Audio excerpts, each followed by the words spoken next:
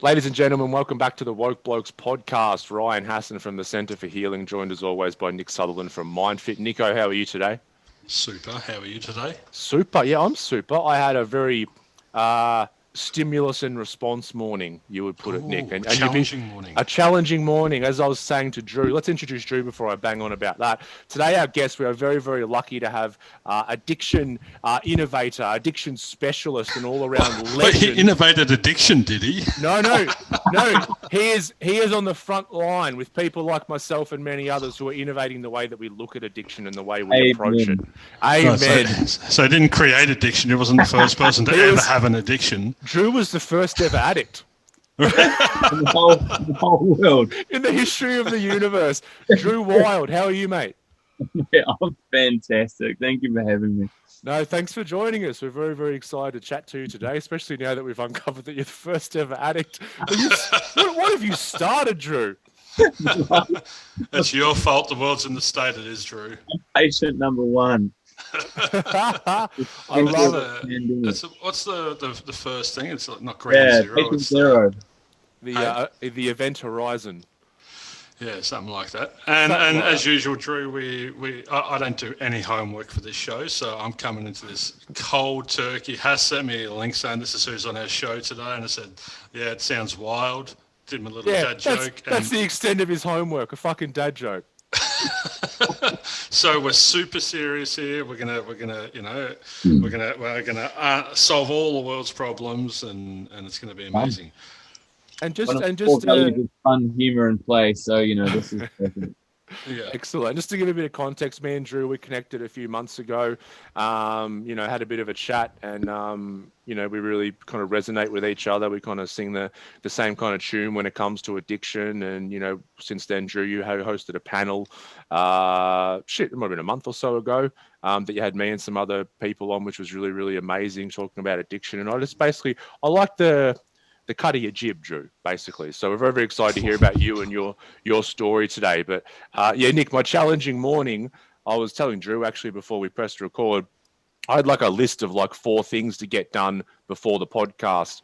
And I got stuck on number 1 and I didn't even get number 1 finished. And that's why I was trying to scoff my morning tea before we came on. I got this green screen thing, right? I'm trying to record this big training with a colleague, Matt. And I can't get this green screen sorted. Anyway, I tried to put it in a new position today, and this lovely place that we're staying has at the end of the bed, it's like I don't know what you call it. It's a wooden thing with patterns and flowers, but I'm like, it's a good thing to pin the green screen to. So I was trying to move it around, and it's fucking heavy. And I leant it up against my desk here that the computer's on to go around and move it, and the whole thing just crashed.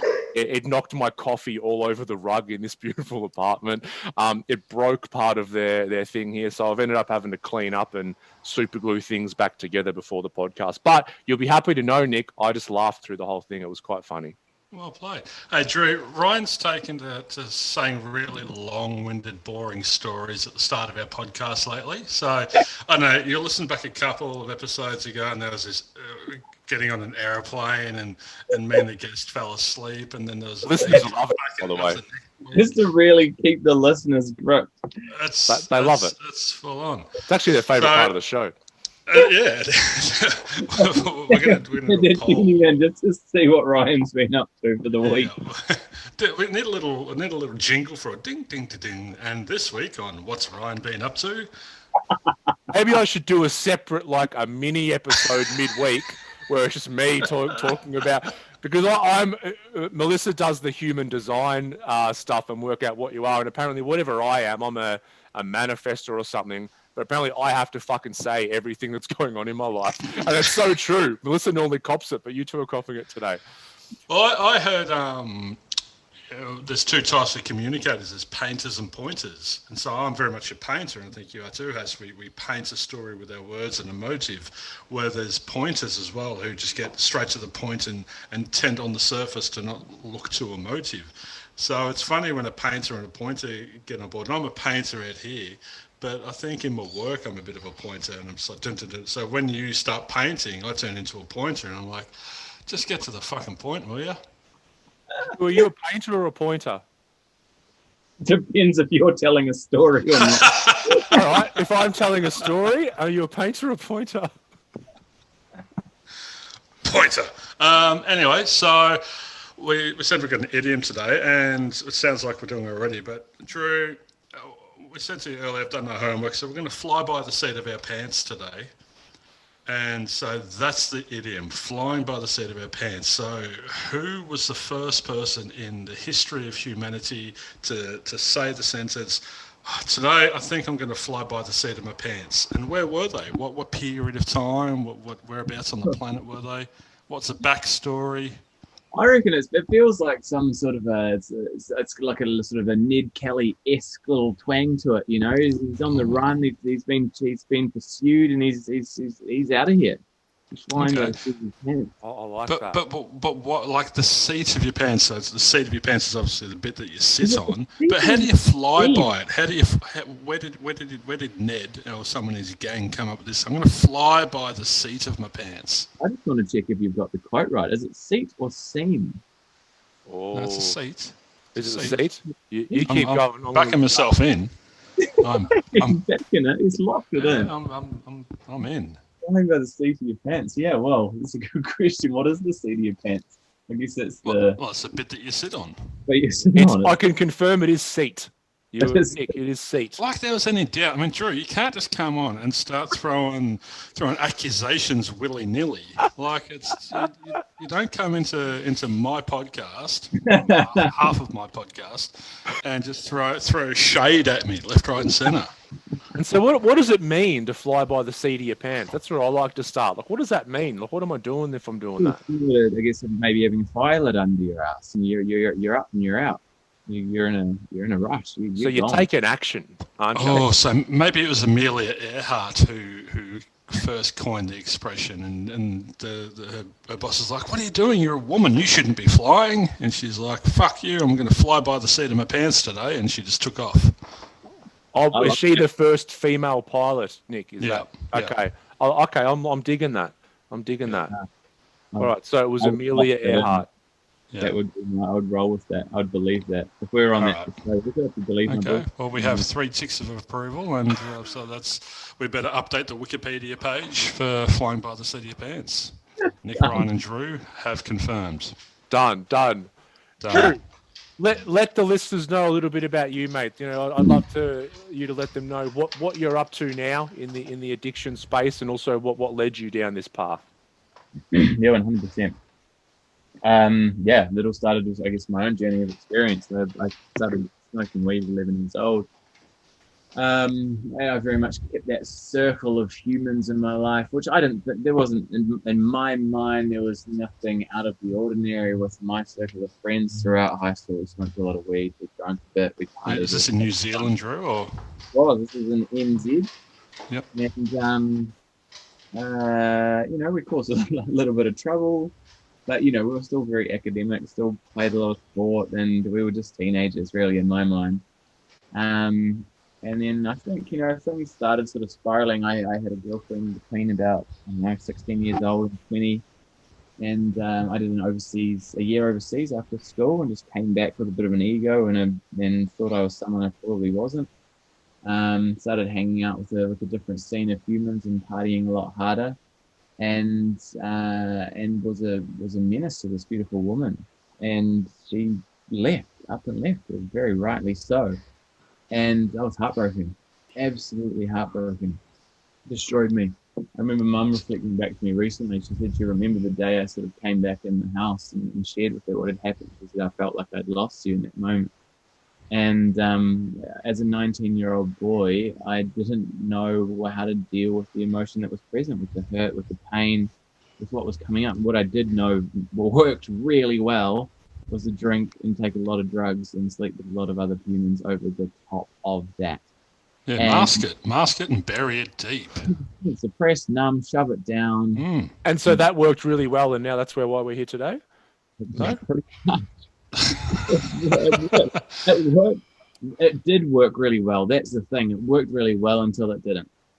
Until I lost control. Until it was my be all and end all. And I was living in my car, driving from dealer to dealer, liquor store to liquor store, just surviving. Literally just surviving. And anyway, grace of God, Dad found me and very quickly ended up in rehab at about 21, which was amazing. First stint in rehabilitation was profound. It was my first experience of, I guess, ultimately personal development and just choosing to be a better version of self and learning about the dynamics of my condition and how I operate and what was sort of in and underneath all of this stuff. But at that age, I wasn't willing to put in the work required. I talk about this a lot. We talk about like this a lot. It takes work. It takes action on a consistent daily basis. And at 21 years old, and my entire life and circle was centered around drugs and alcohol, I was like, nah, fuck. So I went back out there. How long were you in rehab that first time, Drew? Would have been in there for the program was about 6 weeks, but we had a beautiful group. Like, there was an outpatient program, and there was an amazing group of sort of young ones that we would almost out there every day, just chilling out, hanging out. Yep. There was a swimming pool next door we could hang out, and it was really beautiful space to safe space for us to spend time. But yeah, just again, I wasn't willing to put in the work required at that age. How'd you go going from going to liquor store, drugs, alcohol, Dad finds you into rehab, and then all of a sudden you can't have anything? What was that transition period like? It was a bit of a shock to the system. Obviously, I had to go through a pretty rough detox. And it was a lot at that age as well, when you sort of come up for air and you start to learn a bit about yourself. And I had no idea what addiction was. I didn't have a clue, and for people to start reflecting this back to me, there was a lot of guilt and shame attached to it.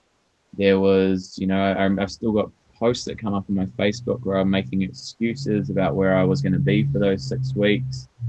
I think I said, I was going to be out in my holiday home, helping the builders finish it off, like just bullshit. You know what I mean? So a lot of guilt and shame in that. A lot of fear. What does my life even look like without these things that have very much become my coping mechanism? I remember,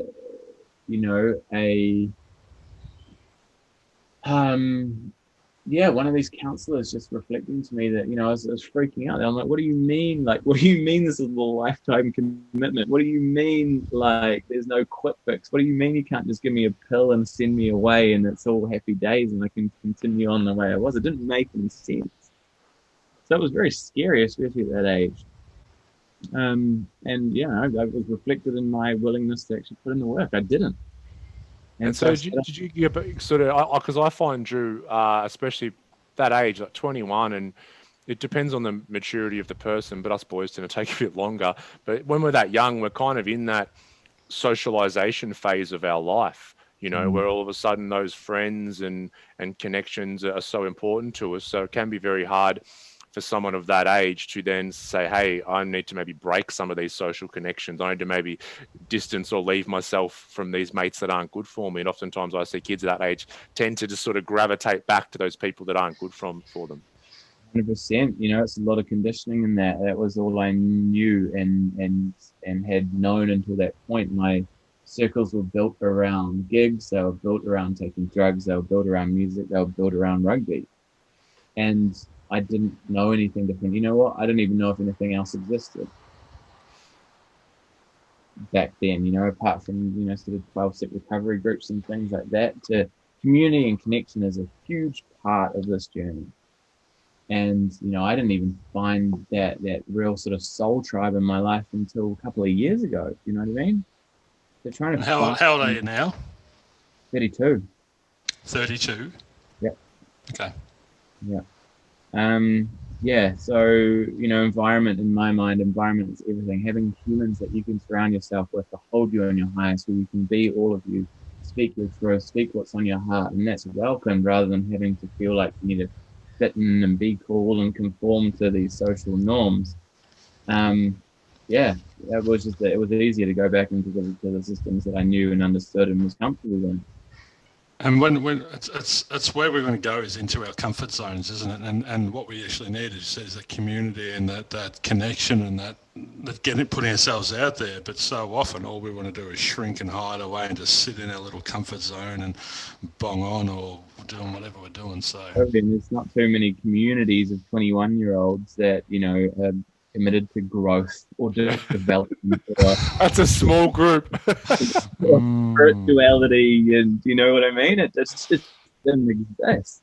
It literally didn't exist. So yeah, I went back into that space and I sat on the merry-go-round for years, for about 8 or 9 more years. I started working I was working in the radio industry, putting on parties. I started working in the liquor industry. So I was very much, doing the addict thing of keeping my entire lifestyle centered around the way I wanted to exist. Throughout this journey, my dad passed away. So again, just drove me deeper into that hole of hurt and pain and the unwillingness to deal with it or look at it. And just sat on what I call the cycle of addiction, insert trigger, go and indulge for, 1 night to 3 weeks or 3 months in my case sometimes. Start to somehow crawl myself out of that hole, make all the promises to myself, to family, to friends, clean up the wreckage that I created along the way, do the work, eat healthy, get back to the gym, get back to support groups, and then coast.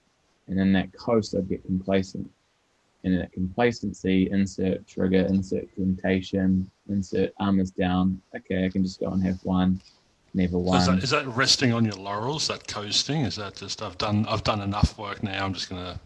Things are good. Why would I need to keep filling up my cup when things are good?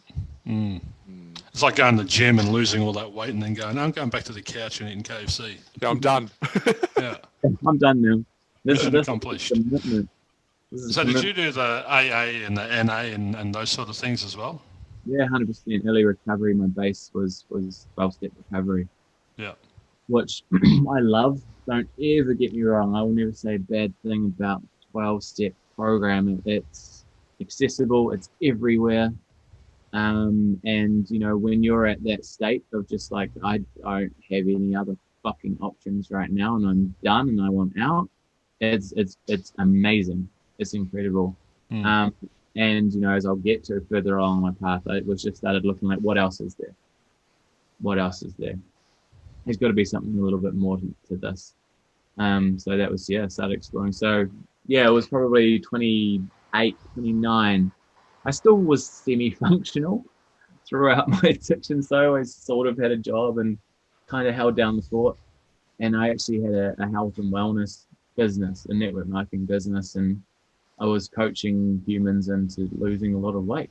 And I was very good at it. And I was making some pretty decent money with it. But also, not in any form of integrity or embodiment of what I was preaching. I was, doing the coaching and then getting fucked up along the way. Do as I say, not as I do. 100%. I won a trip to Las Vegas of all places. Oh, good. Yeah, great. It was amazing. Just the sneakiness of the ego, the tricky little ego mind. It's like, you'll be right. You'll be fine. You can go to Vegas for 10 days. And sure enough, I made all the promises of who I was traveling with and who I was going with. And within half an hour of landing, I was at a dispensary getting high. And then 2 hours later, I was in the casino getting drunk. And then 2 hours after that, I had 2 8 balls of Coke. And that lasted, again, this is just the sneaky manipulation of the behavior that I wanted to entice without even realizing I'd booked 10 days in Vegas. I was there 5 days before anybody else. It's just crazy. So my subconscious knew exactly what was going to go down. So I had 10 days in Vegas, just writing myself off. Barely remember our keynote speaker was Tony Robbins. I barely remember what he was talking about. Came back through Hawaii for a few days. It was drink driving all through Hawaii. It was chaos, and then just carried that on for about 2 or 3 months when I got home. And basically a mentor of mine where I was living and my mum were just in cahoots, kind of waiting for me to put my hand up and ask for help. They knew it was coming. They probably really hoped and prayed every single night that I didn't take myself out of the game, because I very nearly did quite a number of times. And sure enough, I did. We got to a point where I'm like, oh, fuck, I'm done. can't do this anymore. So Survival. was that a rock bottom? Was there a catalyst, or you just got sick and tired of being sick and tired? 100%, yeah, that was rock bottom number, sort of 350 probably.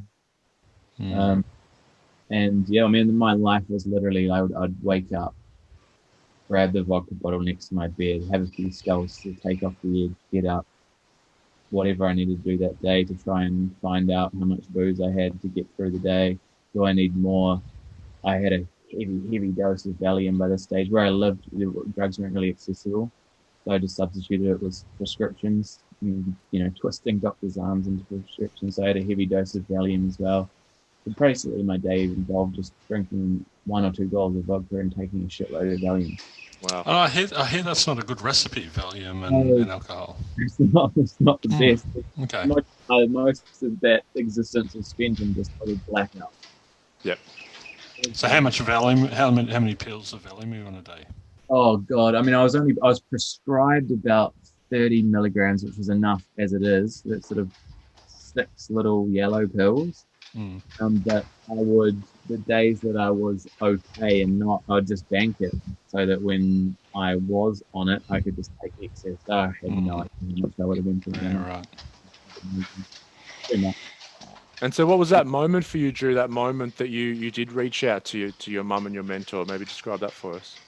Honestly, bro, to be completely honest with both of you, I don't really remember. I was probably highly intoxicated. I was so paranoid and shit scared of even leaving my room. I was like pissing in the corner of the bedroom, like just crazy behavior. And there would have been a moment where I have no doubt I just messaged Sam and just said, mate, I need help. That's little, those 3 little words, I need help. And sure enough, they had, plans in place just waiting. So again, very quickly ended up in rehab, did detox, and spent about another 6 weeks in there. And something just in me, just energetically just shifted. I was like, you know what? The only thing, I've tried everything to keep this in my life. I've tried absolutely everything to keep up this sort of lifestyle. The only thing I hadn't tried was, all the things that anyone had ever actually suggested to heal a consistent daily basis. And I was at the point where I was like, that can't be worse or harder than the life I'm living now. So why don't I just give that a crack for a little bit and see how that works? We spoke about that last week on last week's podcast, about how people think that doing the work is hard, but they don't realise how hard living their life is. Amen.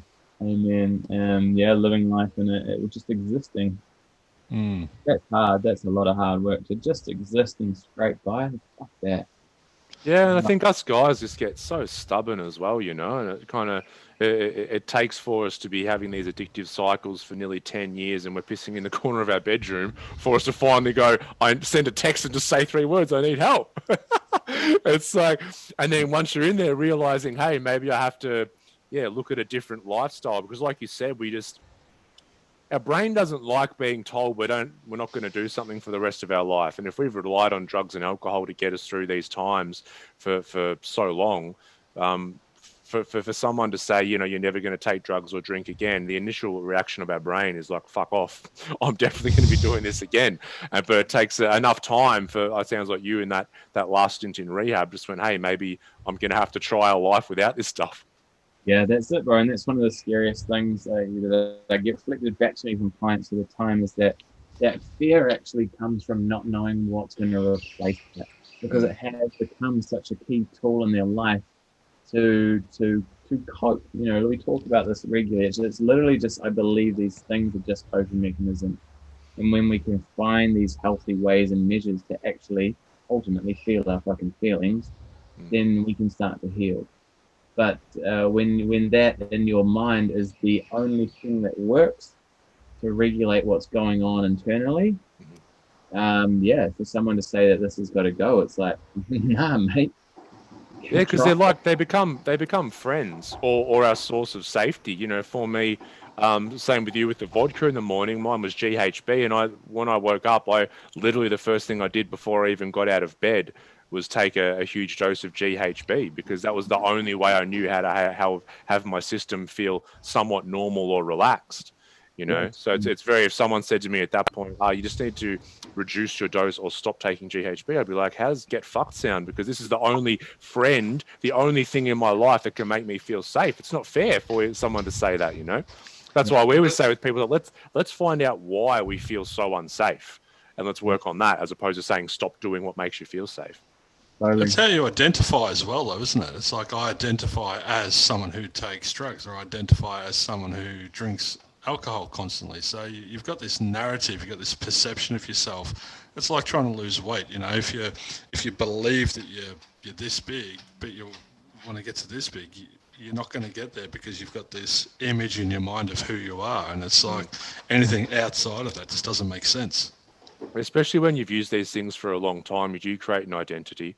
And I remember even times in my when I was in my sort of functional phase, and I would have a massive bender on meth and everything and booze, but it was kind of like I'd be in a come down and feeling just so fucking horrible and shit house. But I would always have in my head, I'm like, I'm gonna do it again, because this is just something that I do.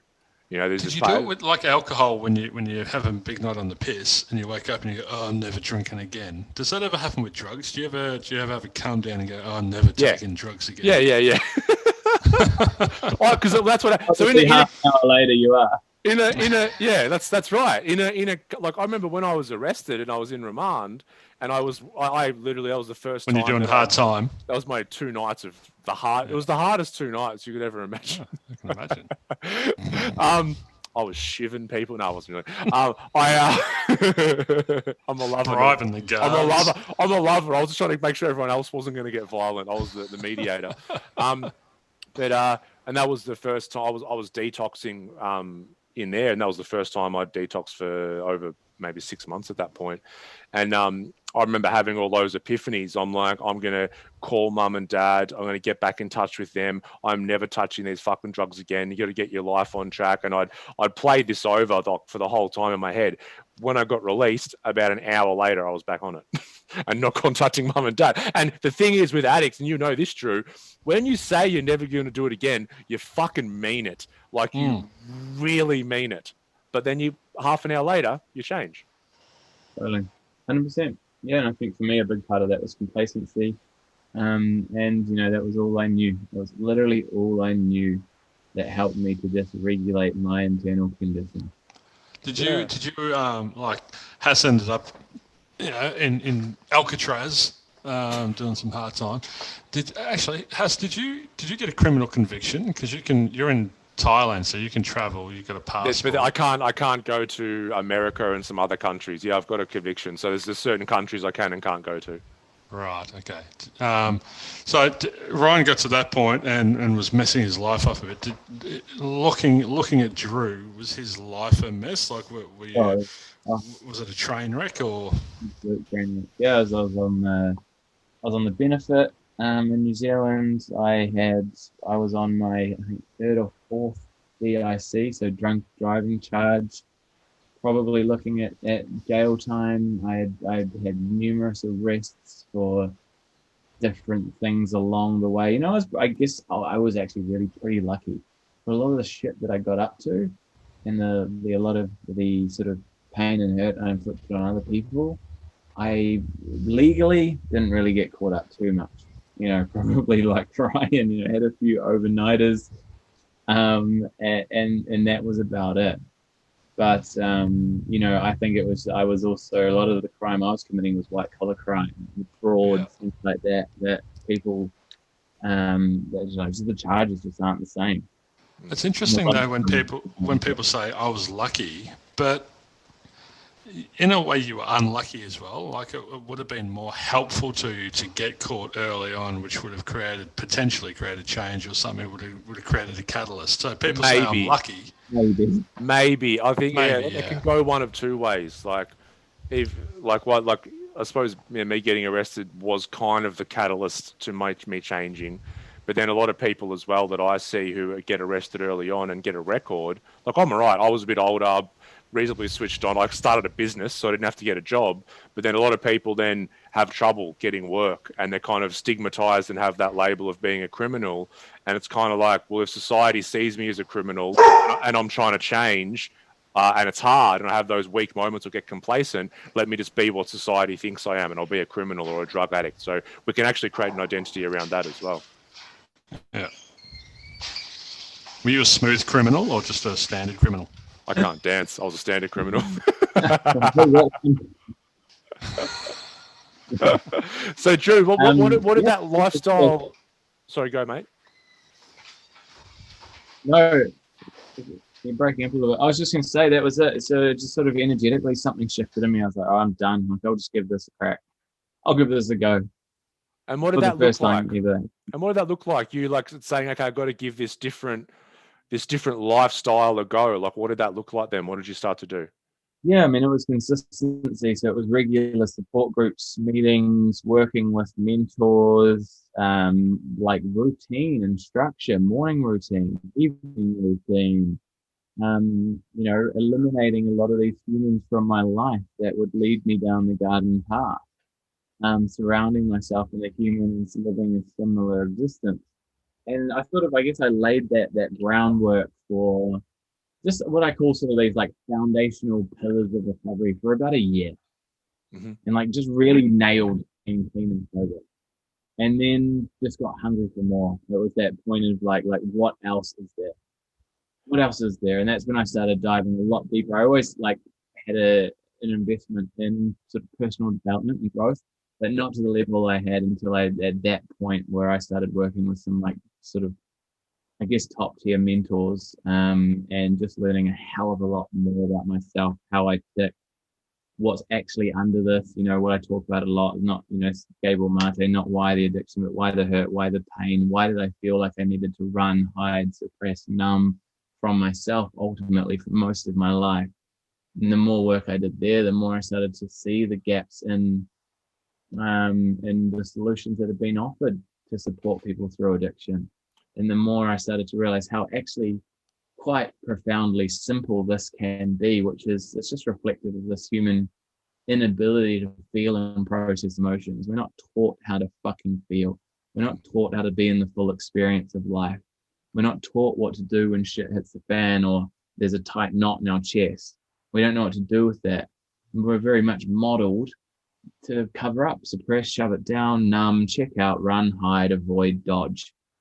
And there's, especially in this day and age, we're so plugged in. We're so plugged in 24/7. We're distracted. And I truly believe is something I'm speaking about a lot at the moment.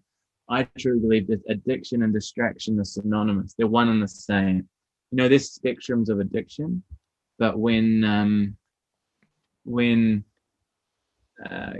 there's actually not that much difference to sitting on your phone, swiping for 2 hours, knowing very full well you're avoiding something and having a shot of heroin. Like one will just fuck your life up a lot quicker. Yeah. They're all doing the same thing. They're all doing the same thing. It's like in the Way of the Peaceful Warrior where Socrates says, most people commit suicide. It just takes them 40 years to do it. 100%, bro. I love that. And I love what you said, Drew. I say, yeah, go. No, you go. Sorry, I'm getting a bit of a lag. I don't know if that's me or you. No, you and I are good, Drew. I think it's Hass in Thailand. My Thailand internet is battling. That's right. We'll work through it. I was just going to say, Drew, I completely agree. I always tell people methamphetamine and heroin and these kind of things, they can obviously kill you, but they can obviously get you to the point of changing your life a lot quicker than whether it's phone or 2 glasses of wine a night and living that life of quiet desperation for decades, as opposed to getting to that point of turning things around a lot faster. That's not to say people should go and start doing heroin and methamphetamine, but it sounds like you are saying that, yeah. It does a bit, doesn't it? The fast train to... Yeah. If you're addicted to your phone, hey, Drew, so was there anything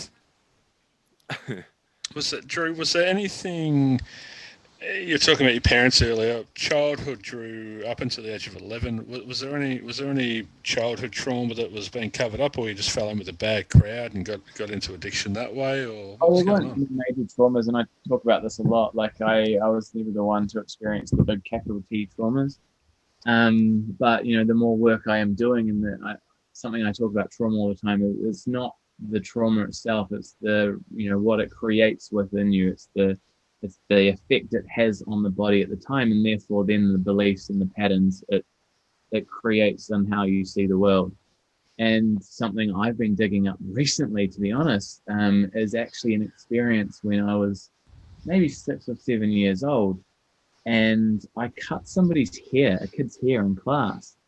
And the teacher at the time, to name and shame me, sat me in the middle of the classroom and pretended to give me a haircut, as if to sort of prove a point that this was wrong. And there's a lot of patterns in how I've showed up since that point that keep coming back to that moment, and the effect that had on me as such a young child. So I think that's something I really want to drive home for anyone listening, that because trauma is such a buzzword these days. It's such a buzzword, and it's I don't know, it can niggle me a little bit. In So terms, in therapy, we'd call it an initial sensitizing event. yeah, So it's the starting point of something. yeah, totally. And I could. And people ask me this all the time. In terms of pinpointing what was the thing, I don't know, because I've also done Yeah. a lot of work where I go back to like in utero, or when I'm 1 year old and I'm taking on my mum's energy, my dad's energy, their beliefs, their feelings, their thought patterns. Past As a little lives. son, Where goes does it back to start? that. If you want to get super cosmic, we can Yeah. go back to all sorts of things. So there's never one on that deep dive, which was definitely that breakup. That was that initial hurt and pain that really accentuated the patterns I was already playing out. One thing, I don't know. Well, and as an addict, I find with some clients, they start getting addicted to the work, and all of a sudden they're just in this personal development. I'm just going to read every book. I've got to deal into this new. There comes a point where you've got to grab them and pull them back and go, you know what? We're all fucked up to some degree. None of us are perfect. We've always got something we can work on, but it doesn't mean we have to. It doesn't mean we're deficient. So it's finding that balancing point of today I'm enough, but tomorrow, there's an opportunity for me to grow or to learn. It's really finding that balancing point. One of the hardest things for is, someone that's lived a lifestyle like a lot of us, is actually to sit their ass on the floor and just fucking be, Mm.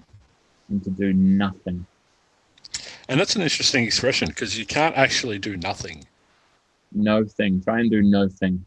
Yeah, but you're still doing something. Like you can only do nothing when you're dead. So even sitting in stillness, you're still doing something. Your heart's still pumping. Your lungs are still expanding and contracting. You're still doing something, but people don't see it as being constructive or productive, or it doesn't feel good enough. So yeah, Mm. it's so weird when people say, "Oh, I hate doing nothing." I'm like, you can't do nothing. What are you talking about? Yeah, yeah, totally. I get it. Yes, that was kind of the ride, and then just along the path, I just learned a hell of a lot more about myself. Took responsibility and ownership for my journey and where I'd come, where I'd been, what I had experienced, and realized I had a lot of what I call just sort of medicine to offer the world, and give back, and start to tear down a lot of the stigma that is attached this day and age to addiction. And it just starts as simply as this common through line of mine is just the thing isn't the thing. Stop looking at the meth. Stop looking at the heroin. Stop looking at the alcohol. Stop looking at the porn, the sex, the relationships. That's like, let's go a little bit deeper and ask why, and treat it as such. When we can start to look a little bit deeper, look at the hurt, look at the pain, look at why we want to check out of this life, then we can actually start to really truly heal. Well, it's cause and effect, isn't it? You can't change something on the same plane that it arrives on. So, Stop being the fucking symptom. It's just a symptom of a deeper yeah. rooted problem. And we're so hell bent on this planet to solve internal problems with external means. Yeah, but I did that with depression and anxiety and that as well. They're all symptomatic of how your mind's operating. So stop trying to medicate the symptom and then just alleviate the root cause. I'm same, totally. I've been depressed or labeled as depressed or labeled Yeah. as having anxiety. I was on all the different medications. Again, like I have I need to be really careful with my words here. Medication has a purpose as a short-term solution to take someone off the edge. Yeah, I think it helps stabilize so that when we can access them. 100%. But it's not, and unfortunately, they've been treated as a long-term solution. Yeah. And they're just being dished out willy-nilly with no follow-up and no alternative remedies or methods to actually cope with what was bringing that depression or feeling of anxiety up in the first place. So, and you mentioned earlier you're never going to say a bad word about 12-step programs and that. And I don't come from I had a heavy dependency on alcohol, I suppose, for a while. But I've never been to AA or had to use NA or anything like that, so I'm speaking completely from ignorance. But I love learning about this, and what I'm learning is that there's no system that fits all. There's no cookie cutter system. Some people stay in AA and NA forever. Some people can go into AA and NA, then come out of it and find other support. And some people can actually go into it so they've gone from one end of the spectrum to the other end of the spectrum, and then they can come back and develop I hate the word healthy relationship with a drug or an alcohol, but they can stay in a more controlled relationship. So I don't know, where do you go is once you're in, because turning up every week going, hi, my name's Nick and I'm an addict, to me that just sounds like you're deepening this belief, which is going to... Yeah, I agree. It sort of deepens a bit of a shame spiral that goes on. And, I think that the framework is amazing. Admit there's a problem, start to look that there's, that your will isn't really working, and maybe there's a concept that's a little bit bigger than just your own self-will that's run riot. Start working with the laws of the universe. Awesome, that's cool. And then, there's step 4 and 5. Let's go and look at ultimately the traumas. Let's go and look at the hurt and the pain. Then let's go and look at the patterns of behavior that created. Amazing. Then let's start praying and let's start meditating. Beautiful. And then let's start giving back. Like, incredible framework. And the way that it's being presented, it's so rigid and it's structured that it's not actually attractive anymore, unless shit is so bad that there's no other option, because the language is dated. You're sitting in stingy, grubby old sort of community centers drinking instant coffee and stale biscuits. You're surrounded by these sort of old timers that live and breathe a lot of these philosophies that they haven't taken to a depth that I truly believe is necessary or required. And I just looked around as a young buck, like looking at some of these people, I'm like, they might be 10, 20, 15 years clean and sober, but they don't look happy. That's when I just started exploring. Like, it was incredible. It was amazing for what I needed when I needed it. And I still send clients to 12-step meetings. I still send people to there if they don't have other options. It's free. People are so loving and caring and open. They're there for all the right reasons.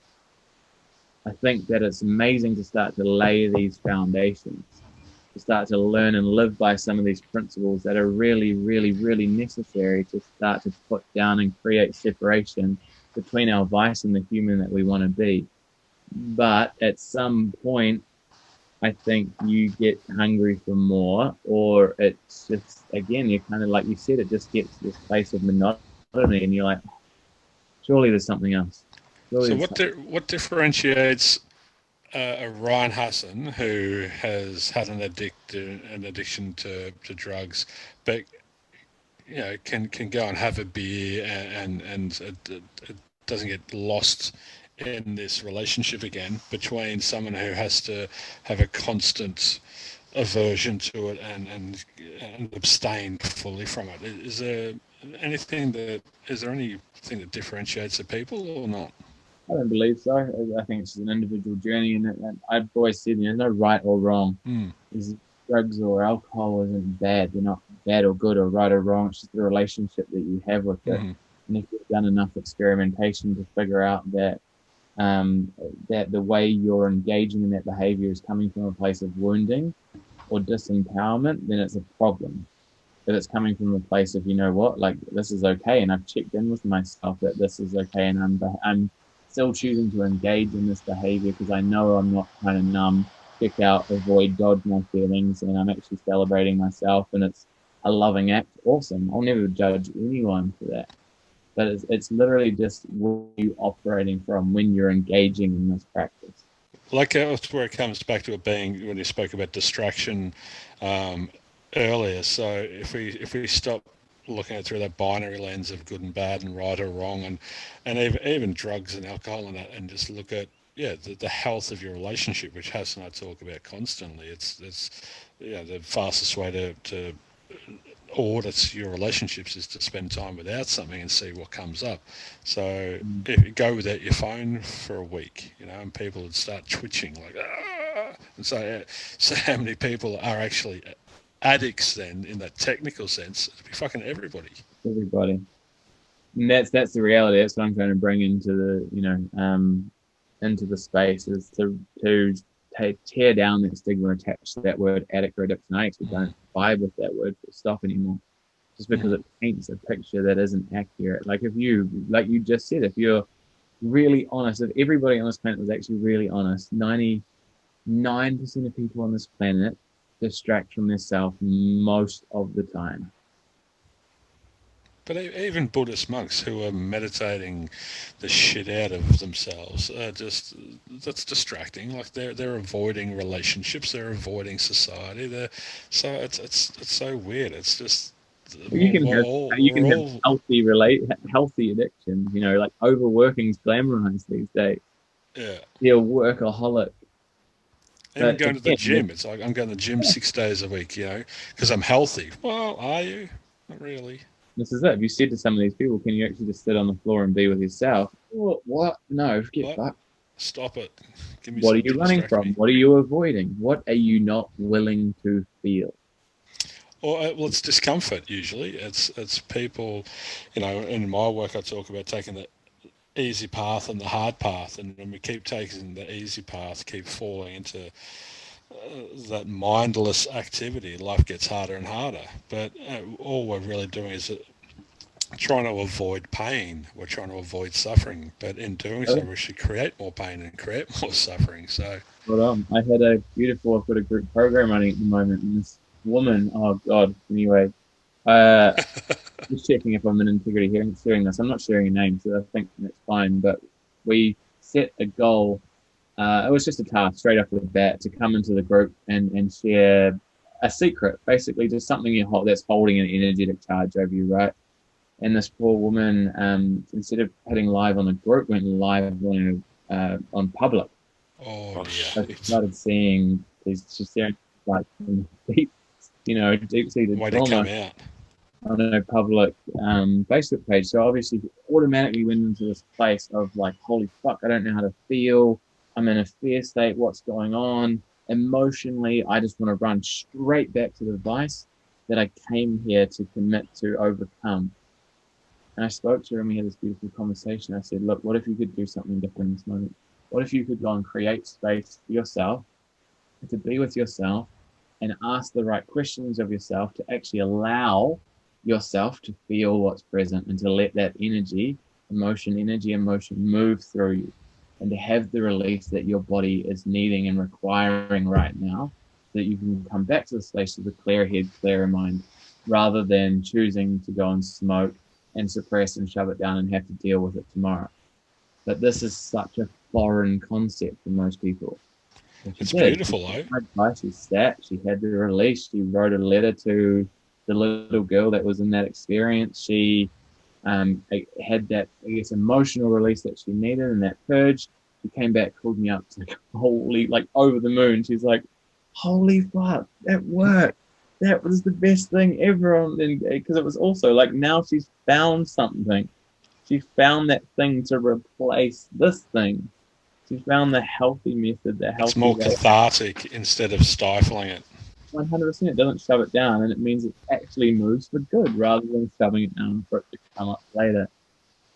And that moment, I was just like, this is one of the most beautiful experiences because, like, you just experienced the solution. Congrats, man. Congrats for helping her through that. And it's, as I said, so many people don't know how to do that. And being a diligent guest, I'm guessing that you've listened to every single one of our podcasts to date. Done all your homework, haven't just flown by the seat of your pants. So we had my distraction at the moment. That's my addiction. We had a friend of mine, Matthew Pitt, on a couple of podcasts ago, and he lost his wife to cancer, breast cancer, and was left with 3 kids to look after and whatnot. And he said something really amazing, that he let the grief in the front door, but he made sure he opened the back door, so he let it out. So he let it in and he let it out. He didn't run away from it. He didn't fear it. He didn't hate it. He didn't have an aversion to it. He just sat in, and you know, he operates from a very Buddhist philosophy, and so he just accepted it, let it in, and then let it go. That right there's the secret sauce. It's like I have a practice right now where I do something similar. Like if I'm feeling, I know when there's something I need to feel. So I can feel the knot sitting on my chest. I can feel the tightness. I can notice my body wanting to go and distract. I'm like, cool. At some point today or in the next 24 hours, I get to create the space for myself to go and feel what that is and have that release associated. And it's quite profound. I think something else that was just coming through when you shared that for some reason was we did a men's group last night that I'm a part of, and there was just this common theme, right, of heartbreak around the room. And men, like I love this, I assume the majority of men, of your listeners are men. Men do not deal with heartbreak. They don't know. I mean, they don't know how to deal with their fucking emotions at the best of times. But to have a woman or a queen that they fucking love and adore dearly to leave them destroys men. Absolutely destroys us. Leading to addiction, depression, anxiety, all these things. And on reflection, I was just sharing some experiences, that first breakup, right? There was still, like, that I shared at the start of the podcast, there was still, in an energetic charge 10 or 12 years later. I believe time heals anything. Time doesn't heal shit. Feeling it does. It's what you do within that time is. Of course. So if that's still present, 10 years, whatever it was, 12 years, or 10 years after the fact, it was just interesting to notice. And then I was reflecting on other separations in this space where I've been a bit more conscious and aware of how to process and get shorter and shorter and shorter, that process of detaching. And that's just reflective of how necessary it is to move through that emotion to sever those energetic cords or sever the attachments involved. The same as the process, right? You're just saying. Well, in Buddhism, the source of all suffering is attachment, and so, and it's also ignorance. So it's also just and not knowing what we're doing or not knowing what's happening. So our minds will just cling onto these things, these distortions of this is what should have happened, or this is what I wanted to happen, or I wasn't loved, so I'm going to take it personally. We'll start blaming or think it wasn't fair, it was unfair, or minds go into all these. It gets so bent out of shape, and as soon as it's bent out of shape, we're living in this real weird sort of distorted reality, and then all of a sudden I'm in suffering. I mean, give me Facebook, give me Instagram, give me drugs, give me anything that's going to... The things. All of the things. Stop me from feeling how I'm feeling. It's amazing how many it comes up in, like, piercings and people are peeling flesh off them and marking themselves. Like, it's fucking crazy what we do to our beings. Yeah, all sorts of weird behaviours show up as these symptoms of our internal condition. All right, so Huss's internet is watched far too much porn. He's run out of data. He's he's been distracting himself. So I'm It's like he we are going really to wrap wants up to say soon, a but few things too. we are going to wrap up soon. But I'm curious as to what's life like with Drew now. Like, what? Yeah, you're on the Gold Coast, I think. Are you? Are you in a relationship? What are you doing? I'm in the most beautiful, loving, caring relationship with him, which is Yes, phenomenal. It's the best relationship I've probably ever been go in. you good thing. Living on the Gold Coast, and I'm an addiction coach or mentor, or whatever you want to call it. I just help people overcome, draw a line in the sand and be better than their Yeah. bullshit.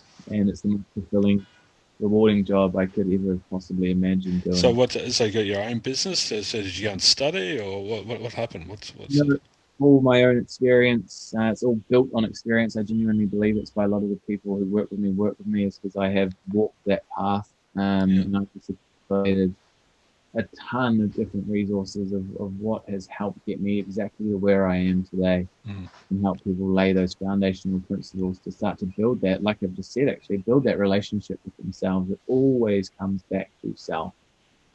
Charity's not the only thing that starts at home. Everything starts at home, doesn't it? All of it, all of it.